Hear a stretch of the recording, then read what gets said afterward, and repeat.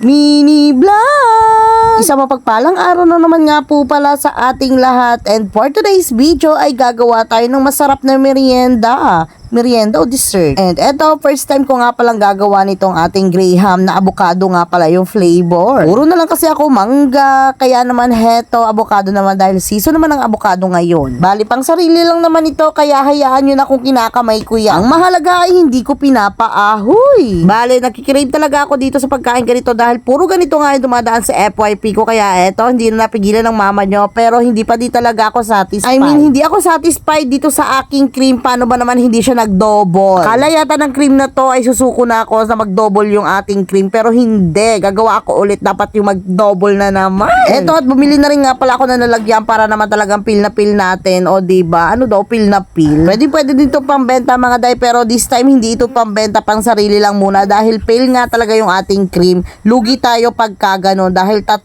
can na pala yung nagamit ko doon. O diba? Wala tayong tutubuin kapag ganon, kaya wag na nating ituloy. Kaya heto, kainin na nga lang natin. Diba, kala mo talaga may birthdayhan. Nakakamiss din pala gumawa ng mga ganito, no? Dati kasi madalas akong gumawa talaga ng mga ganitong klaseng dessert. At dahil nga bawal na ito sa Basadenyang vlogger ninyo ang matatamis, kaya talaga naglaylo ako sa paggawa ng mga dessert. Syempre, alam nga naman kami kumakain, tapos siya, ayun, tutunga nga, di kawawa naman. Kaya sabi ko, hindi na talaga kami madalas kumain ng mga matatamis. Damay-damay, kumbaga. Anyways, kung katulad ko rin kayo na nagkikrave ng ganitong dessert, ay hala, gumawa na kayo habang season pa nga ng ating avocado dito. Pero bakit ganun? Kahit season ng avocado, ang mahal pa rin ang kilo. Paborito ko pa naman ang avocado. Baka meron kayo dyang puno ng avocado at may bunga ibibenta. Sige, ibenta nyo sa akin palit sitaw. Huy! O kaya naman ipabili nyo sa akin ng mas mura, kahit ilaw pa, bibilihin ko talaga. Alam nyo naman dito sa bahay, talagang halos lahat yata kami ay paboritong avocado. Tapos halagyan mo pa ngayon ng asukal, tapos gatas, ay perfect. Sobrang sarap kaya nun mga day. Kaya naman eto, tapos na rin nga pala itong aking ginagawa. And syempre, patapos na rin nga pala yung ating video. Bali, bukas na lang pala ako magmumukbang. Yun lang, salamat. Bye-bye!